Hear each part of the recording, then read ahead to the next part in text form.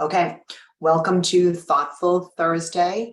I know that we have sent out finally the links to the recording and the links to the PowerPoint in which you can download. Many questions have come in, and I'm grateful for those questions because I've been trying to get this to you for 3 weeks, and finally it has been completed. So how we will go is that this is a free webinar. Every Thursday you're having these free webinars. They are recorded and you can obtain them through the website, through the media team.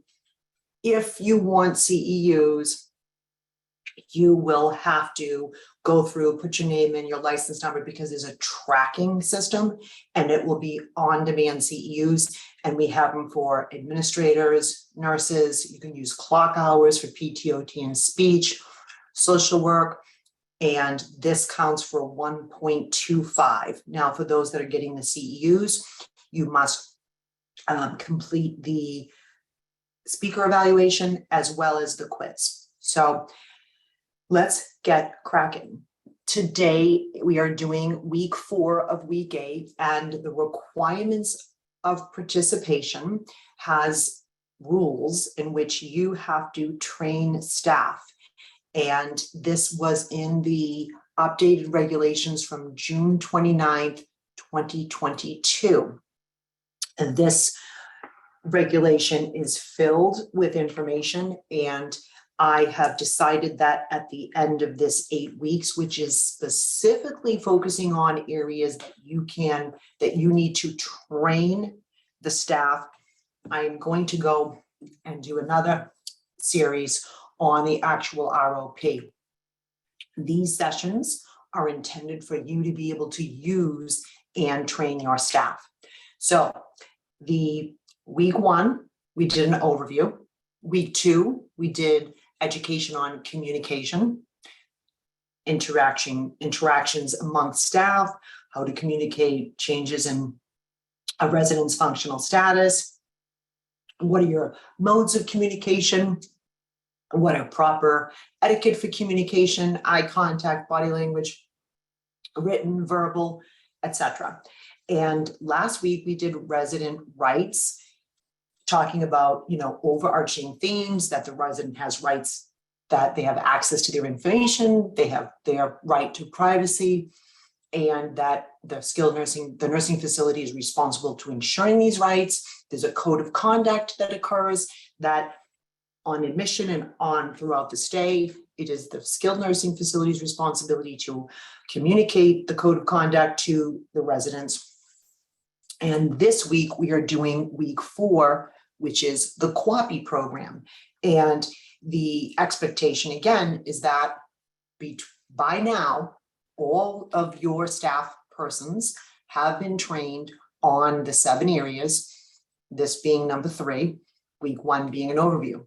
And I'm going to review for you exactly what the surveyors will be looking for and what recommendations we have for training, and hopefully you can use this for the training. And remember that the government is ahead of the curve, and they're saying, hey, it's not okay just to show up and get your CEUs.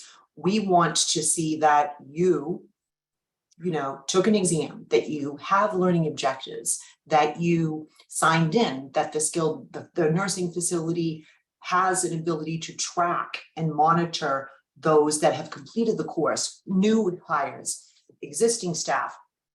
Overall, conceptually, that you are revising the information and you're revising it so it's current. And so this is just a reiteration of where we are, what we've done, where we're going. So let's go. The goal, the learning outcomes, the learning objectives of today's 60 minutes is for you to be able to describe the difference between quality assurance and performance improvement, and that you have the ability to identify the 12 action steps that are used in QAPI development. This is just an overview in your slides for what has changed And now we're going to jump right into it. Now, QAPI happens to be one of my favorite subject matters, and the Harmony Boot Camp, or not boot camp, the Harmony QAPI training is happening today and tomorrow, and the attendees I have pulled off of that training and pulled them into this session because the attendees are getting trained in a very much more detailed method. It's 16 hours of coursework on QAPI, but it's important also that the individuals that are in those sessions realize that the government is going to be looking at as a whole that you have trained your staff, not just those that are attending. And again, they don't have to necessarily go through the 16 hours, but the intention is that the quality assurance and performance improvement training is that you are sitting down with your employees and all staff persons understand that what is the purpose of this? What is the nursing facility doing? And overall, that every nursing facility establishes these programs to identify areas of opportunity and obtain data and information from all persons, voices, representatives, and to try and improve it. And there's a quality assurance and performance improvement is merging the two together, because prior to QAPI being merged together, they were separate. And if you've been in the industry for a long time, you are like, oh yeah, we have QA meeting, we have quality assurance. The difference is that quality assurance is more reactive and performance improvement is more proactive, meaning that the concept is that, yes, you're going to copy every tag that you have on a state survey, and I highly recommend that, but not in the context of a plan of correction, that you have the essence and the culture of what can we do better? If we could turn back the clock, what could we do to improve? And all of this concept of QAPI was originated by Dr. Deming, and Dr. Deming was an electrical engineer, and he is someone who was kicked out of the United States because he was focusing on quality versus quantity. And what did he do? He went to Japan and he worked with auto manufacturers, i.e. Toyota. How many of you have ever driven a Toyota? I have. And taught them the importance of efficiency, the importance of quality, but systems which yield high quality products. And that instead of having a focus on creating 1,000 cars per week that had a 50% defect, meaning that, oh, we met our goal, we created 1,000 cars, but half of them had poor brakes, and that brake system could cause deaths. And as much as you think you met your metric for your 1,000 autos per week, the back end expenses of insurance, death, liability was far more costly than had they only created 500 cars, and those 500 cars had the 500 cars were of better quality. So, but it is interesting that he was pushed out because the culture of the United States was, don't talk about quality. We're all about our margin. We're all about our profitability. So the other super interesting fact about Dr. Deming and QAPI is that I got my business degree while I was working as an OT at a rehab hospital, and the school really focused on Dr. Deming. And I was in class with a lot of businessmen that was not in the service industry, but more, products and services. And the studies on Dr. Deming were very product driven, meaning that a car, a manufacturing line, an item that was sold. So looking at my end project, which was on QAPI and healthcare, there was a difficulty back in 1993. And the difficulty was that QAPI is data driven, And back in 1993, our data that we had in the healthcare industry was, a paper and pencil. And, okay, this is how many levels of incontinence we have. This is how many decubitus we have. And even though the information was entered in on the NDS that was subsequently transmitted to the states had all the information. So fast forward to today, and we have the massive technological advancements, so that our ability to have data and data to use to then identify areas of improvement makes a huge difference. So in the context of just overarching thing, what is QAPI? QAPI is a mechanism for a facility to a healthcare organization to identify areas of opportunity, taking a systematic approach, using data, extracting information from all levels in the organization to identify a root cause or multiple root causes of issues or concerns that you have, or areas that you think, let's just try to be better at this. So the guidelines specifically state that you must review your current QAPI program training and determine if it's consistent with the new guidance. Specifically though, meaning, are you current? Has there anything changed? The definitions, which I'll get into as well. And ensure that all employees know that they can bring their concerns and issues to the QAA committee, and that whatever they bring to them, they will also be apprised of the information and the conclusions, because it will be extremely transparent within the organization. Appendix PP, I took the liberty of extracting out. I was going to show it to you, but it said, you know what, let me just get it out. It does start on page 821. And so I will give you this information here. To reiterate and to quote them, a facility must include, as a part of its QAPI program, mandatory training, and that mandatory training will outlines, defines, and inform staff of the elements and the goals of your QAPI program. Meaning that, yes, it's one thing to teach the individual staff member of the whys in the definition of QAPI, but what are you specifically working on? And how do they know what you are when it changes and what you're currently working on? So this particular recording can be augmented by, okay, great. We as a facility are looking at hospital readmissions. We're looking at falls. We're looking at in our plan of correction, we may have been cited for interdisciplinary care planning. So defining exactly what you are currently working on and how you look to improve it. So it's coordinated. It's an application of two mutually reinforcing aspects of quality management system. And as I mentioned earlier, this is one of your questions: quality assurance and performance improvement. It's meshing them together. Quality assurance has been around for quite some time.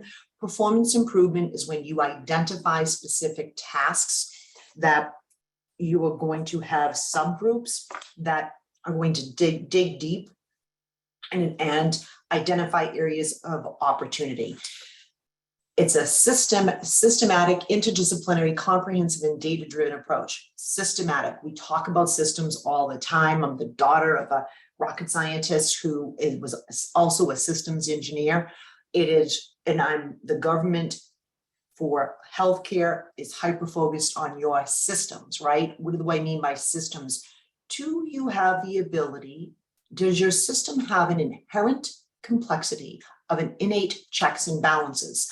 Let me give you an example. So for example, in the business world, there is a term called separation of responsibilities. And I use the Chick-fil-A as the example. So I'm driving my car.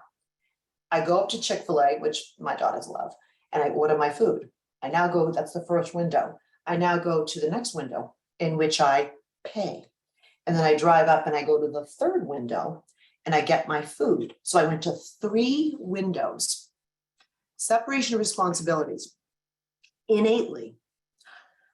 That 3-person stop allows Chick-fil-A to decrease theft, improve performance, because had it been one person sitting there, like let's say the Italian bakery in Boston called Spinelli's, when the only person standing at the cash register has the last name Spinelli, you would not have the ability. If one person is sitting there, their friends come through, they don't charge them, they give them the food. Or they do charge them and they give them double the food. All these leaks or threats or non-compliant issues can occur, but the government, when they come in to do your annual inspection, they're looking for systems. It's not who's at fault, it's what is the system. Yes, you will have auditing and monitoring, absolutely.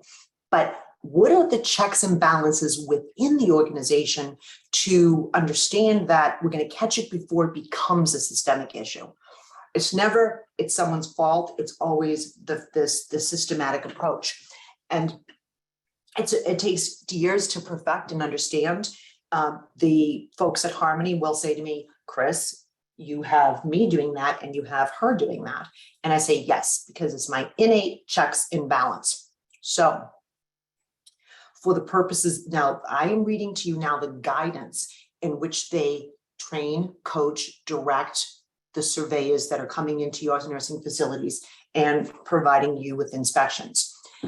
How are you tracking that all staff are trained? And what's the definition of staff? It's a new and existing staff that have direct and indirect care functions. So they may be performing direct care functions like a CNA, or they have indirect care functionings like housekeeping.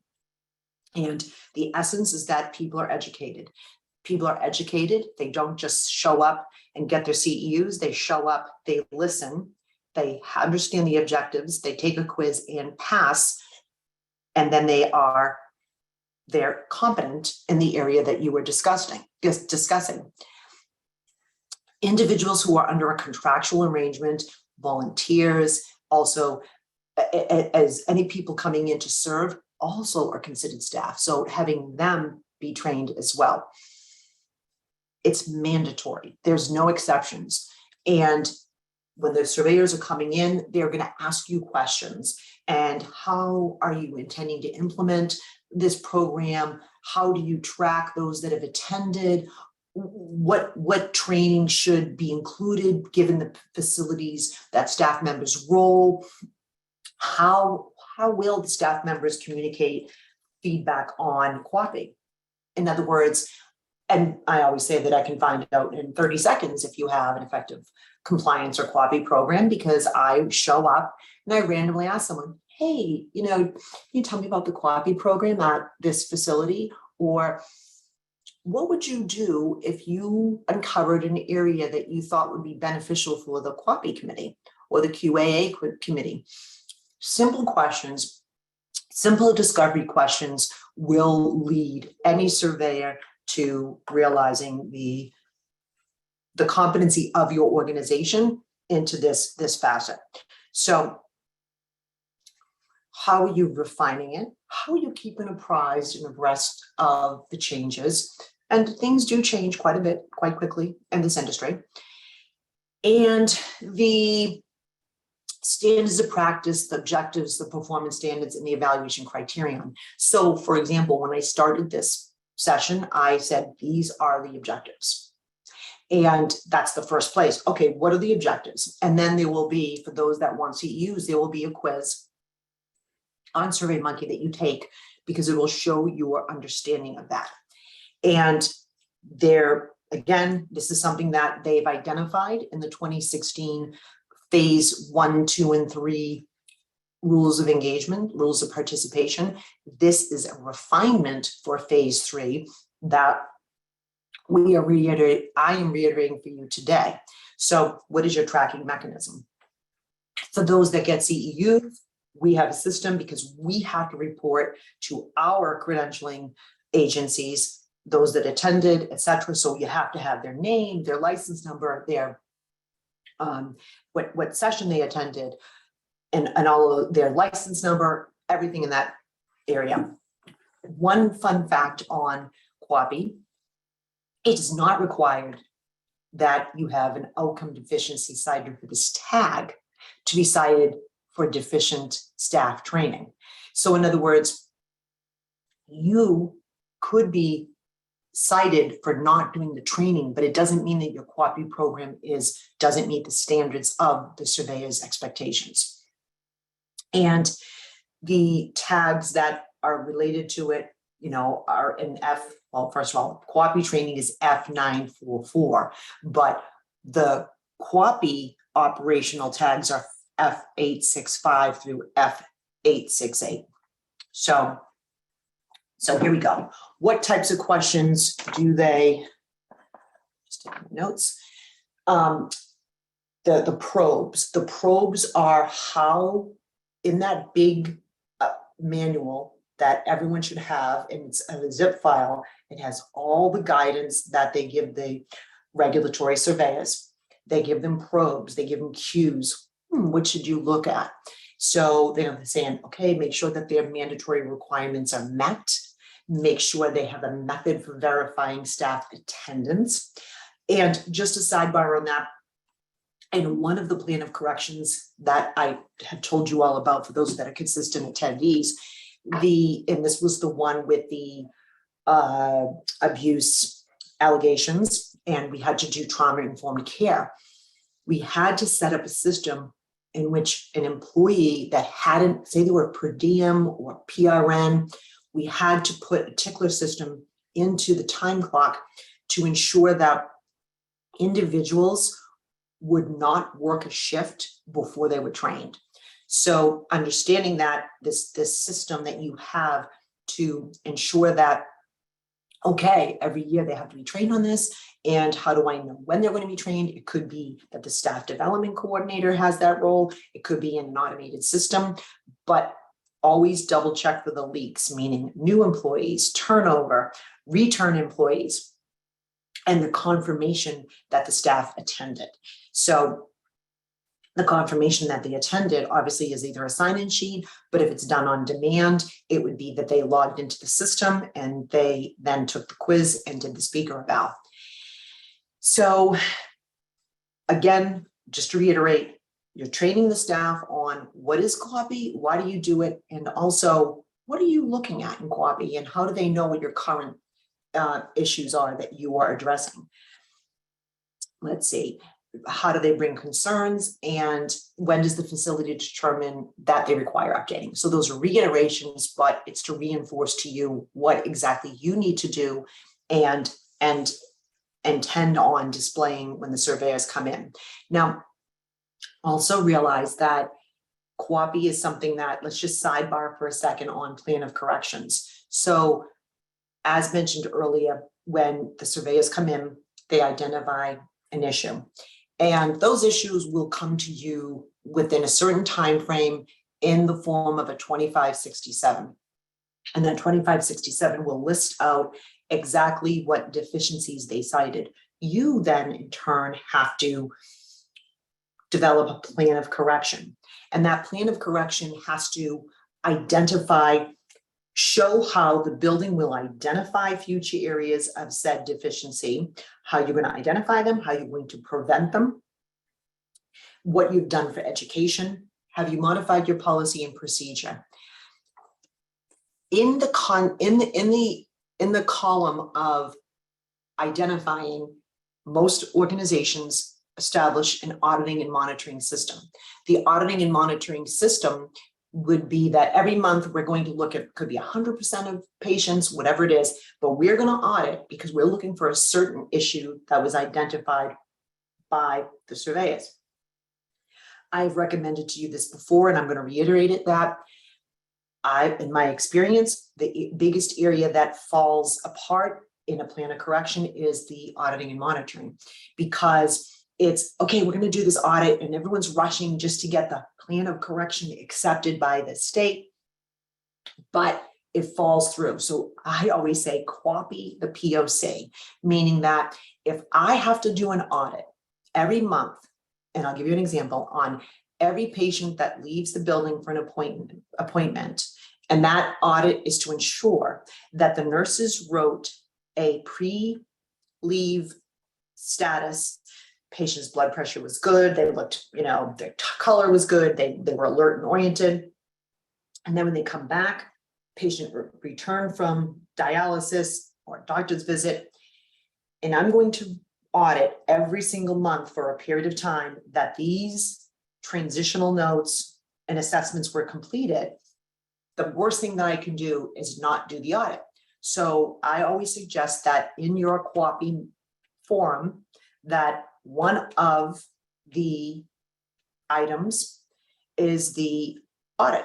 And the first person would be the administrator saying, I'm confirming that the audit was completed. They're not confirming that the results of the audit, they are just coming to the meeting, the monthly QAPI meeting, not quarterly, monthly, and saying that this was completed. Now, nursing, director of nursing or designee will say, we completed the monthly audit. And this monthly audit showed a 90% compliance with nursing entries for pre and post leaves from the building for appointments and the narratives. The 10% were attributed to one particular unit, one particular nurse, of which we have subsequently educated that nurse on the importance of it, et cetera, et cetera. A couple of things happen here. Number one, you are having your Chick-fil-A checks and balance.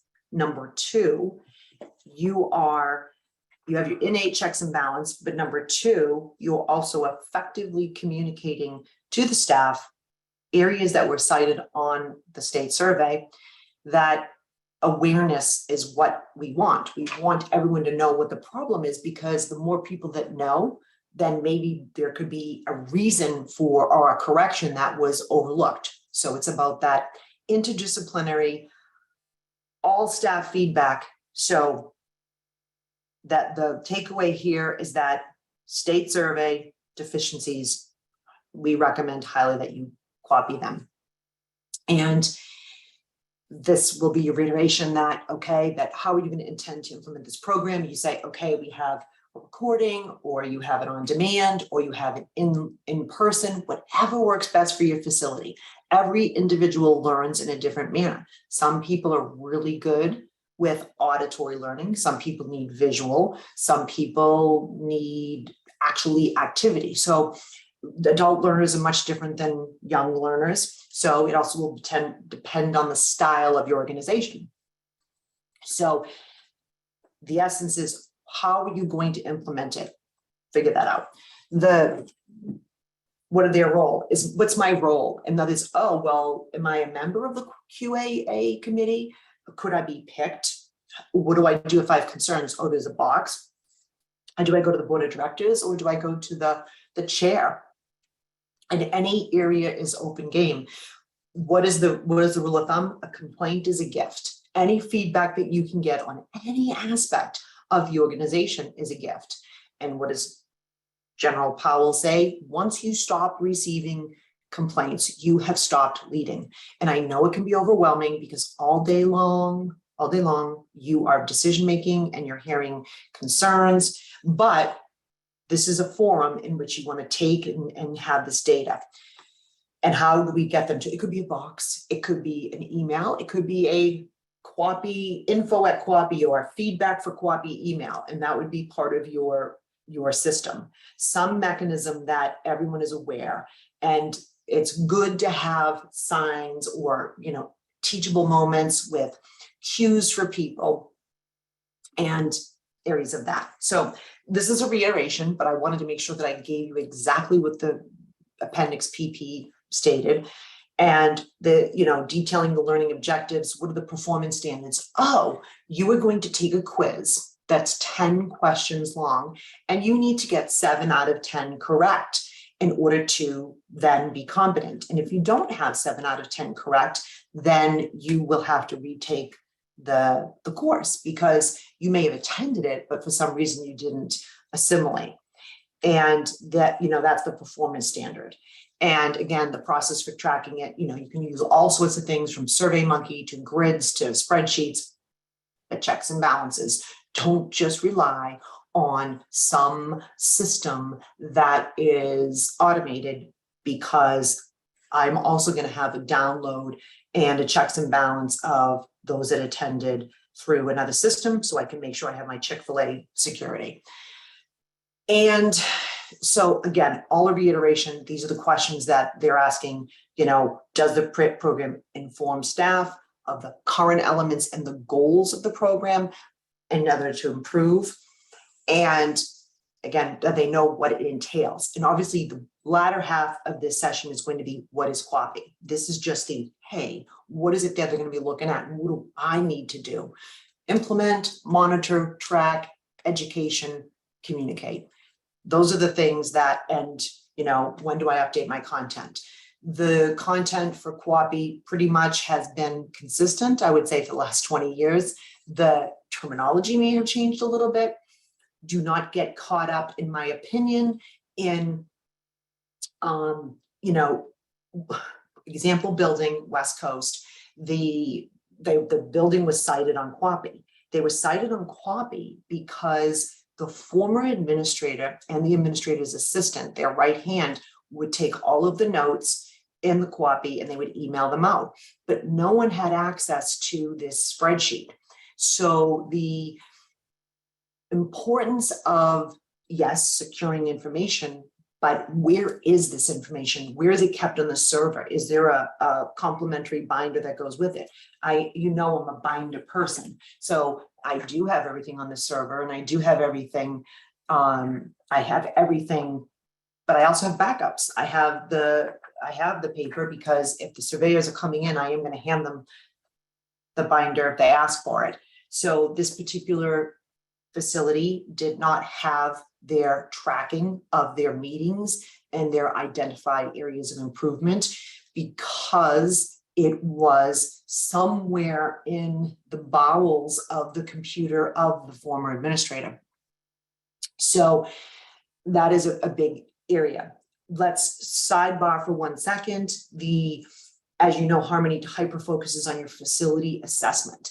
The facility assessment, all of our clients, we go in, we get it, we retype it, we put it in one document. Why? When they walk in to do your survey, you're going to hand them your facility assessment.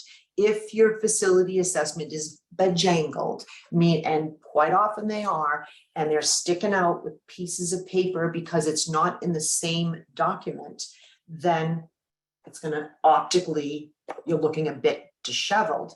So we like to put it all in one area. This facility assessment must be updated annually right now. So think about the fiscal year, October 1st through September 30th. The goal is that it's updated by November. If you have not updated your facility assessment, please do so tout de suite. That is French for immediately. If the surveyors are walking in, they're going to need it on your facility, your binder facility assessment. It's going to say revision, October 27th, 2022.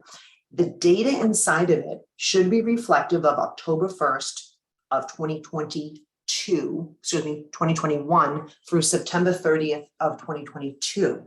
This is where you put your case mix index. This is where you put your staffing hours and all that information, because when they walk in, that's what they're looking at, right? Your staffing, your acuity, but specifically in your QAPI, your facility assessment identifies what? Strengths, weaknesses, opportunities, threats. It identifies those at the community level and at the facility level, and the education and training that is required in your organization should align with the service descriptions that you provide within your facility assessment.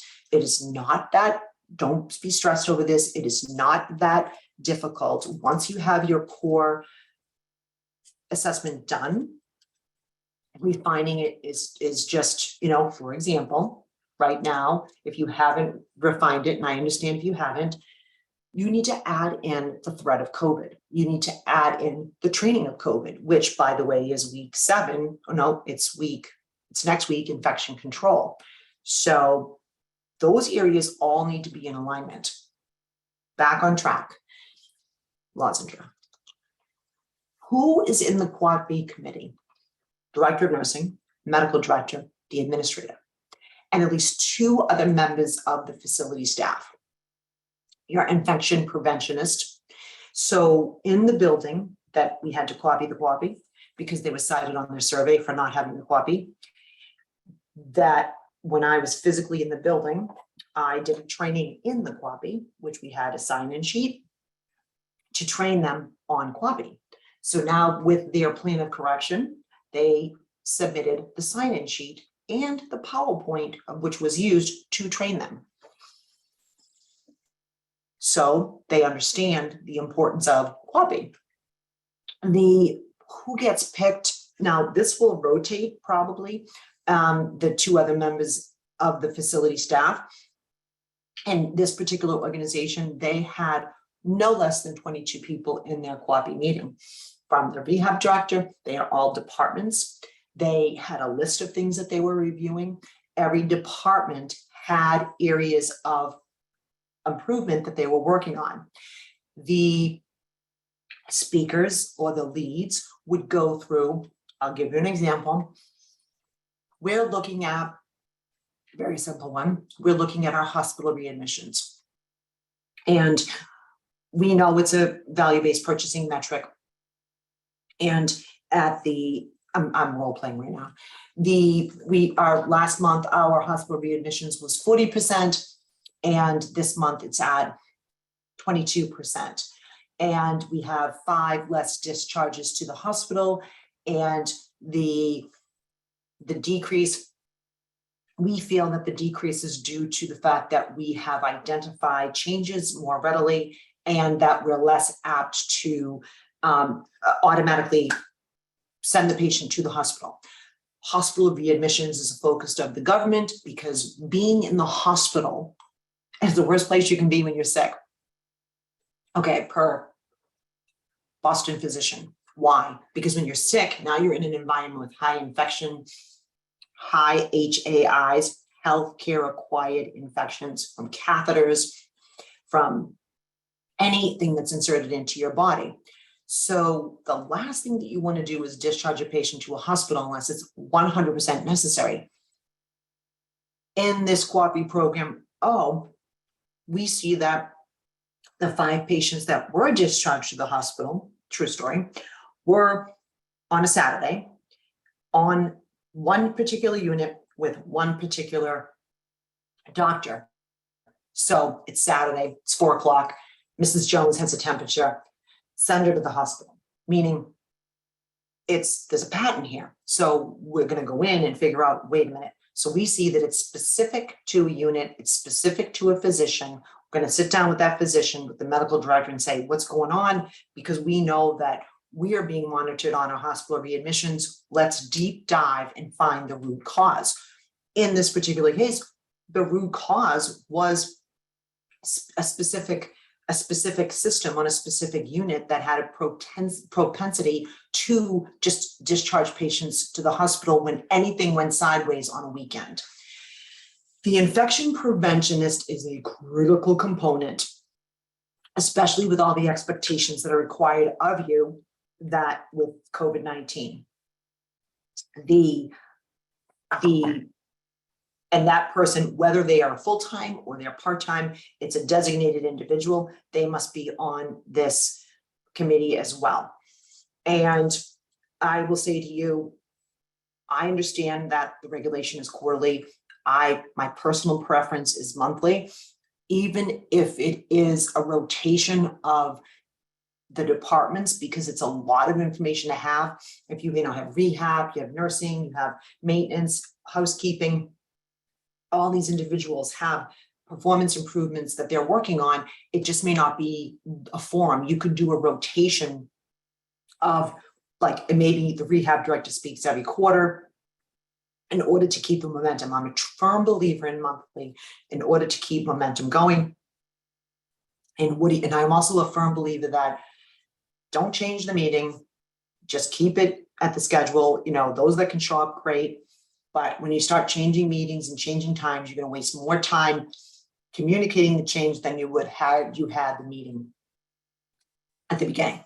So it's appointed by, the committee is appointed by the administrator and the executive leadership. It must be interdisciplinary with 2 non-licensed staff who provide direct care or the service to the residents. So it can include nurse assistants, food and nutritional staff, housekeeping, maintenance, laundry staff. So again, it's that interdisciplinary approach to identifying areas of opportunity. For example, a building down in Florida had a high risk of falls. High falls without injury. And the owner, they did QAPI it, and we bring in housekeeping. Are you using a different floor cleaning system? When do you clean the floors? When are these falls occurring? We need to have this data. What's going on? They ended up putting in a video camera, and they noted that the falls were from this one particular patient who actually wasn't falling, but lowering herself to the ground. And not that I condone video cameras, but that it was in a common area, but that's how they identified the etiology of the high fall without injury. So you're going to designate who the individuals are on your QAPI committee. You're going to renew it every year, and you might even modify, add, have more or less, but no less than the 2, because you're looking for different concepts, different approaches, different ideas to do this root cause analysis. The overarching theme on QAPI is continuous improvement, meaning, okay, so I am a self-identified perfectionist, I would say, or achiever.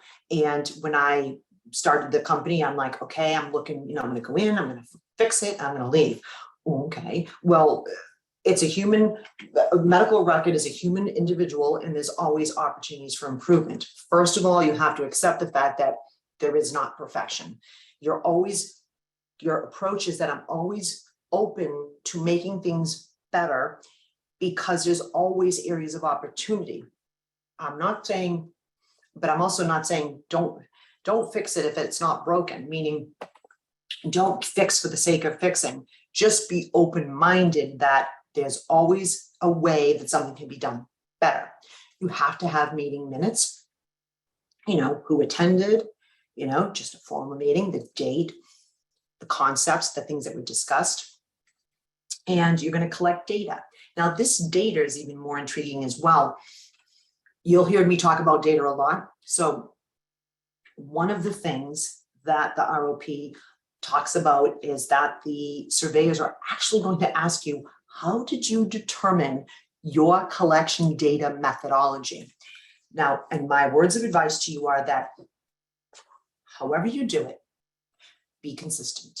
Be consistent, meaning I picked this methodology and I know that it's this report on the computer program. And I'm just going to give you a couple of examples. When we do your facility assessments, we are going to put in a year's worth of acuity case mix, and we're going to say that this building has 50% extensive services, 22% rehab services. When we do that, we are going onto a setting that is rugs for 66. But if someone went in every month and they did that same methodology, but they went rugs 4, they went rugs 3, your data is going to be skewed. So have a heightened focus on what is the methodology you're using. And my big advice is that make sure it's consistent. So let me give you an example. I try to lose weight and I have 2 scales in my house and 1 scale, and they don't match. So my data is not accurate if I alternate scales when I'm recording them, because it's not a pure data source. So whatever you're using, you're going to consistently use. You may modify the data methodology, but the logic of what you're using, and typically, okay, we're going to extract this report, we're going to pull it off of, the MDS system, whatever it is, we're going to calculate our length of stay. Another example is that Harmony will manually calculate length of stay every month. And we do it the exact same way. Our numbers may not be exactly the same as your hospital readmission rate, but we know that if there's a change for better, for worse, it is showing the change. So don't hyper focus on the accuracy percentage, hyper focus on because you're using data to see, did we improve or not? Because you may have thought that you found the source, the cause, but yet the numbers don't change. Why didn't they change? Because you may not have found the source. On a quarterly basis, you're going to develop reports that are going to be presented, the data, the changes, and you're going to give that to the board of directors. So whoever is at the top, whether it's a board of directors, owners, they're going to have this information. And on an annual basis, you will do an assessment of the program and report on that. Okay, this year we did this is what we focused on. We planned on looking at these 12 areas, but at the end of the day, we modified it because we had a COVID, incident. So it's prudent to have a facility dashboard to display your goals and, again, communication, transparency, and progress towards these goals. So let's just say your focus is staff retention. And, today our staff retention is 33%, but our goal is 10%, making these numbers up. One of your metrics could be hospital readmissions. Today it's 35%, and our goal is to be 14%. And where we are related to that goal. So what your goals are? 10%. Or, we actually made a 5 percentage point improvement towards that. You're always reporting on it, monthly. It's really quarterly, but I go with monthly. And then annually, you're looking at what your plan is for the next year. You may change the members, you may modify it, you may add ideas, and obviously that the QAPI is relevant to, for example, one of your QAPIs, in my opinion, should be, did you effectively, what are you QAPIing on how, if you're concerned about your system for tracking and training all individuals on the 7 elements, including communication, resident rights, QAPI, infection control, compliance and ethics, in-service training to nurse assistants, and behavioral health training, you can QAPI that. And I use it as a tool to make sure that we just do not lose sight of an important expectation of the government. So we're going to go through now. This right here is an excerpt from one of the trainings that we do called the New Gold Standard. And the New Gold Standard is a book of the Ritz-Carlton. And I talk about it because when I connect the dots from the requirements of participation, it doesn't tell you straight out, but it's Dr. Deming. And everything that is they're applying to you all falls under this umbrella. And in the book, the Ritz-Carlton, which is a hotel that has a service industry like the medical or the healthcare industry, that the success is dependent upon human beings. It's a human business, right? So it's not some app. It's not a search engine. It is not a manufacturing. So there's a different approach to creating a high quality service environment. And the top item in the book is annual training and a certification on each position.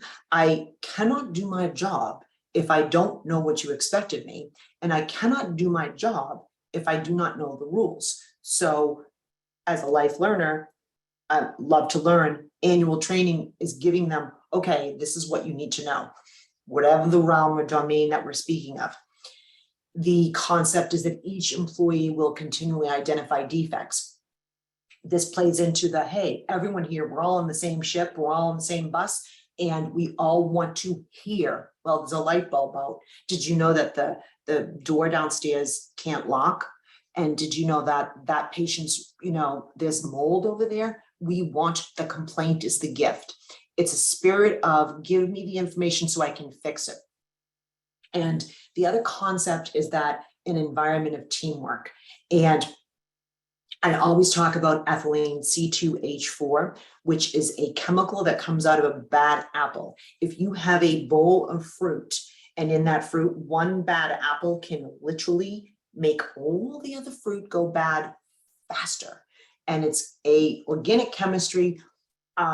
It's a real thing, but it metaphorically applies to human beings. You have one bad apple in the group and they can ruin a whole team. They can ruin, it's amazing. So one of the concepts in the Dr. Deming world is that we all win or we all lose. And if we are all treated the same, and one of his philosophies is that we all get a raise, we all don't get a raise. So in other words, that therefore, oh, well, you know, Charlie got a 5% raise, but Sam got a 2% raise. Now what you're doing is you are causing conflict. You think you're creating competition, but you're not. You're behaviorally modifying individuals to compete with one another versus working as a team. The expectation of uncompromised level of cleanliness, recording in your care plan preferences of patients. One of my favorites is whoever receives a complaint will own it and record it. So if you're in a hotel and you complain about something and you go to the housekeeper can't put it up the chain of command. They have to go up and say, okay, the reason it smells in the hallway is because there's a cracked foundation. If you call the Harmony office, they answer the phone and they say, Chris is not here. And then they send me an email. They'll say, Charlie Brown called you. And then every day until I say I called them back, did you call them back? Did you call them back? They touch it, they own it. So these other areas we'll go through another day, but the point is that there are concepts. QAPI is not just about the meeting. There is a culture associated with it. Now, not all change is improvement, but all improvement is change. So just make sure that you're not afraid of change, because that's what it is. This is constantly just trying to do better. Don't fix it if it ain't broken, but you're looking for systems and tracking and investigating problems for these areas. It's data-driven. You're going to identify opportunities and gaps, and you're doing action plans and you're monitoring it. It's also about critical thinking. In other words, because you're thinking outside the box of what could be causing it. Are the falls caused by, would you ever think that the falls were caused by someone lowering themselves to the ground? Probably not. And they could not figure it out. So that was an idea. So it's, again, looking at areas. You're looking for solutions, how to fix it. Sometimes it might take longer than other times to figure it out. And you're not just putting a Band-Aid on they're not putting a Band-Aid on the symptom. You are fixing it systemically. And the merger, as we already talked about, was I'm making sure that I have my time right, that the quality assurance and performance improvement, you're going to mush them together. And as I said before, quality assurance was reactive. Oh, we have a problem. It is reactive when you say that, oh, I got a deficiency on my survey. Performance improvement is more proactive. Quality assurance is a single episode, whereas performance improvement is aggregate of data. Quality assurance is an organizational mistake, whereas performance improvement is an organizational process. And again, surveyors are looking for systems. The quality assurance we're going to identify to prevent that issue from happening again, whereas performance improvement is going to actually improve the whole entire system. Quality assurance is more anecdotal, meaning non-measurable, whereas performance improvement has this data number associated with it, so you can measure it. I'm working with a company right now that has a hospital, it's a hospital-based sniff, which again, hospitals are the movie stars. And when it comes to the skilled nursing facility data, I'm not sure that the skilled nursing facility data is accurately reflected. How can you measure the performance if the data is not correct? It's super important to have correct data. Quality assurance is usually retrospective. Performance improvement runs parallel or concurrent. And the quality assurance is based on the audit, whereas performance improvement is ongoing. And quality assurance can be punitive, which we don't want to be punitive. Performance improvement is positive. This is an important slide for you, slide 43, because that is one of the What are the differences? Oops. So again, it's not entirely new. It's been around for a long time. TQM, QAPI, quality assurance, it's just a refinement of it. You're going to set your goals. You're going to have goals that are specific to residents or to a certain resident population. You're going to make sure you extract information from families, from staff, from all the people that are in your community, and that you're continually invested into it. And you're looking again for the identifying the systematic changes, implementing the systematic changes, but feedback always and monitoring your systems. This is the man, this is Dr. Deming. He was born in 1900. He is no longer alive. He was an electrical engineer, and he developed the PDSA, Plan, Do, Study, Act, the Shewart cycle.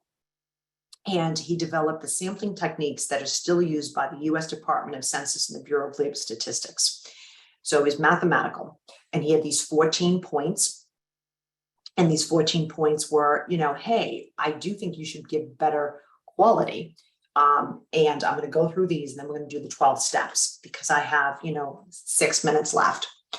You want to make sure that you communicate to everyone. You have the world on a string because you have Zoom. You have the ability to reach all of your employees much easier today than you were. Let's just say it, that the positive that resulted from the horrific pandemic was that we all became adept at Zoom. But Zoom is a forum that allows you to communicate lots of information and, in my opinion, effective manner. Adapt a philosophy of the day because you're always teaching and learning. Always build quality into a product because remember now he's a products guy, not a service guy. And there's some clients that we have been in for, I would say, 18, 19 years because they have long-standing relationships with their vendors, and loyalty and trust is super important. Always having constantly to improve quality and efficiency, productivity. I'm an efficiency person, on-the-job training. Okay, we're going to learn infection prevention, but now we need on-the-job training and cues. Don't forget to wash your hands. #1 citation. On-the-job training within the job. Always teach institute leadership to improve all job functions. Don't have a Machiavellian method of management. Drive out fear, create trust. And obviously harmony. You want harmony within your organization. Conflict takes energy, and you want to reduce interdepartmental conflict. Some people just like to have conflict. I do not. So you want to make sure that you're focusing on the systems and the morale, and eliminate management by objectives. In other words, that is when you have a numbers-driven expectation on an organization.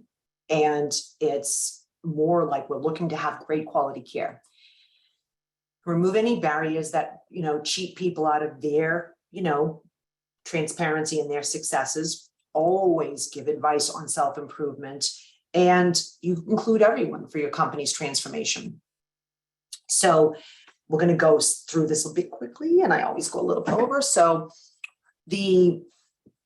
let me just go to what we do. Okay, this is just when this came out of all the adverse effects that happened. And this is sort of what one of the catalysts for QAPI were the results, the data that came out of an OIG report, and preventable events, medication errors. This is where I say those of us in healthcare know what happens and the risks that occur. And it's the goal of trying to mitigate, reduce, eliminate all of these horrible things that can occur. So all of these areas we're going to be talking about through the 8 weeks, but I think that it's important that you know what the 12 steps are, and I'm going to jump to that because this is just extra information. I'm always giving too much information that, and the operational strategies, this is directly from CMS. They want to enhance consumer engagement, hence the nursing home compare. They want to promote quality improvement, hence this seminar. They want to create strategic approaches through partnerships. They want to make sure that the organizations are collaborative with other entities in their community. So from home care, because it's all about the transition of care. They are big advocates of innovation and demonstration. And they will obviously want to make sure that the survey process is consistent state to state, and they have standards and they have consistency in their enforcement. So those you can read later because that's just a bonus. But right now you just need to know the action steps. So number one is leadership, responsibility, and accountability. Whether you like it or not, or realize it or not, there's always a leader somewhere in there and the leader, has to set the pace, set the accountability, the culture. And number two is develop a deliberate approach to teamwork, right? In other words, it's got to be all, because you can do so much more with many people than you can with one. You're always taking a pulse on where you think self-assessment. Self-awareness is one of the most important characteristics any individual can have to identify yourself. I consistently talk about myself with my issues with sensory, with light, with all these things. I'm aware. You must know your weaknesses. And what I mean by that is I don't like drinking out of cans. Well, come to find out I have a nickel allergy. So I wasn't really a big chocolate either. Well, nickel's in food, did you know? So being self-aware is very important. So taking a pulse on the awareness of the actual group as well as yourselves. Identify what the principles are of your organization. Step 5 is you're going to develop a plan. Number 6 is a QAPI awareness campaign. What does that mean? That means that, hey, guess what? We are working on this in QAPI. We're going to be transparent. Transparency is definitely I'd say a millennial thing. I say that very loosely.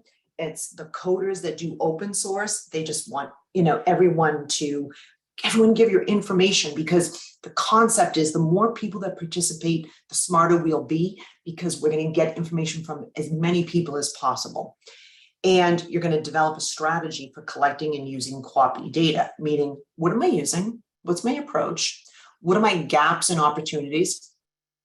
What am I missing here? What do I need to improve upon in order to get the outcomes that I desire? You have to prioritize your opportunities, and you're going to charter performance. You're going to have subcommittees that are going to be looking at certain things. Prioritization is a skill set.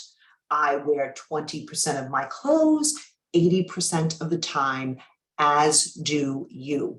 I have 10 of these shirts, I want you to know. I call this my Zoom shirt, and my fake Zoom shirt is when I take the collar off. So step 10 is plan, the PDC, right? Plan, conduct, document. 11, getting to the root of the problem. And 12 is taking systematic action. So obviously the goal is that you know that there are 12 steps, and that these are the descriptions, which I'll give to you as well. And that just really knowing that, and I'll quickly go through them, that the leadership is responsible, because leadership is going to allow you to have the staff time, training and materials and the resources needed. Developing about teamwork. If you noticed in, 20 slides earlier, Dr. Deming, when he's talking about teamwork, the importance of team. Right here, you have the core components of an effective team: commitment, cooperation, communication, and contribution. All conflict, per Oprah Winfrey, is a product of miscommunication.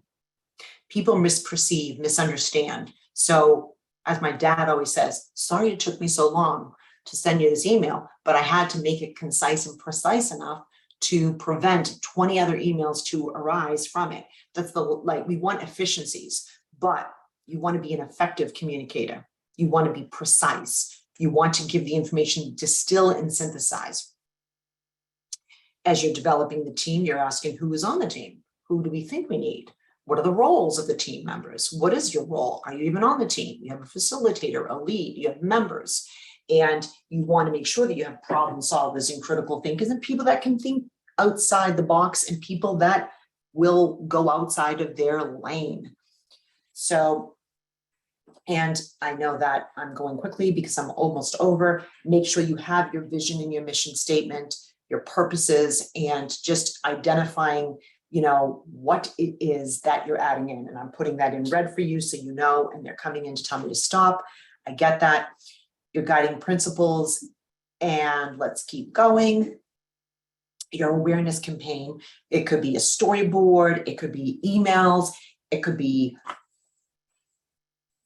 poster boards, it could be games, it could be anything. You want to really induce feedback from the staff.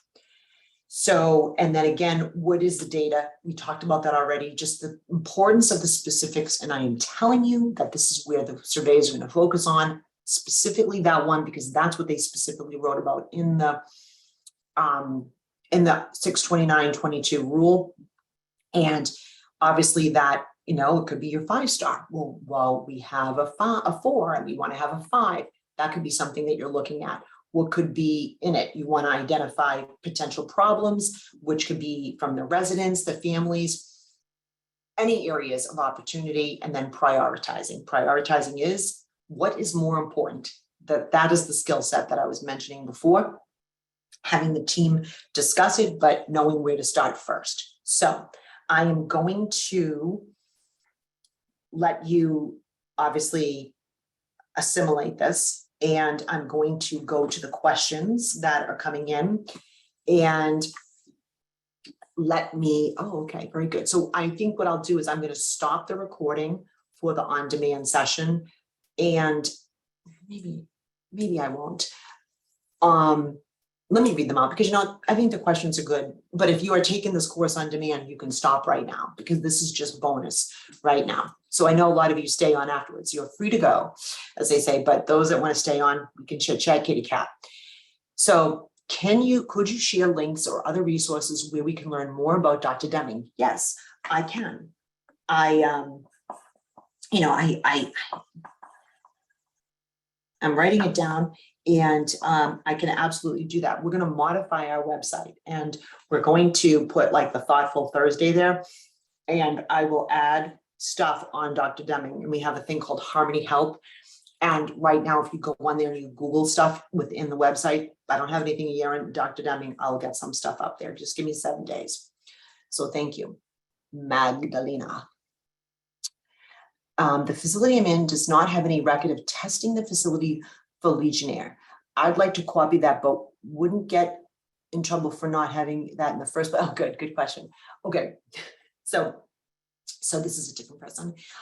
So Legionella is a virus. Well, it's a bacteria that is in water, and the Legionella, I think it was probably with 2016 that the requirements of participation, you have to test your water and your water areas. So they don't have a record of testing it.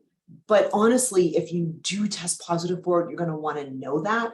So I think that it's a great question, and I get it. And this really is like sort of an essence of, you don't want to have fear. You want to be able to say, hey, I think we have a bacteria in our water, because subsequently it will affect everything. It's not a complaint, is a gift. So you want to get a record of it, and you can copy that, because listen, if you do identify that they have a bacteria in their water, wouldn't you rather know than not know? And again, QAPI and compliance, it's more like be quiet and don't say much, because this is how we operate. It's a different world. It's a different world of transparency. Does the testing outside contractor from the Legionella? Okay, so with regards to these are like your K tags and the environment. So there are rules for running a nursing home with the temperature of the refrigerator, the temperature of the food, when you have food that's brought up, when it's brought to the resident, the temperature of it, the expiration dates. So with regards to the testing, I do believe that you will have some outside vendor come in to do the testing, because you want a third party that would sort of certify that your water has been defined as clear, or in Legionella, could it be in the air ducts too? I'm sorry. Could be, oh no, I think I'm thinking of the right one, but there's some that's in the water and then there's some that's in the air, and like hotels have had it in the western part of the state that it goes through the vents. So it is not a bad idea to have an outside person testing your water systems, etc., because you want it certified and you want a binder or a form or a part in your server. Okay, Marcella, so today, because I sent an email last night, I said, my head's gonna pop off if y'all don't get this out, because I get hundreds of emails. I have 1,100 emails right now. And there is a place to download the slides. Yes, Marcella, there is. Now, this one, as you know, my pattern is this. Today, this slide, this will be ready in a couple of days, because as I do it, I edit it, because I'm doing it I'm taking notes, and this one will be ready. And then what will happen is that the recording will be uploaded, and then those that want CEUs, they have the recording, but they have to have the test. And they have to do the speaker eval in order to get their CEUs, but we need much more information, like your license number, etc. So let's see. Thank you. You're welcome. Thank you. And Patricia, I hope you got the information. I forwarded your stuff to the team, and I said, this woman's been asking me, so you guys have to get this up. So next week we will be doing compliance and ethics, and this is a good back-to-back, because compliance and ethics is quite different than QAPI. They're mutually exclusive. They're somewhat mutually exclusive, but you're going to want to hear them. Whether you have one building or 101 buildings, the compliance is a mandated expectation. So next week we will be doing compliance, and I'm going to stop the recording. And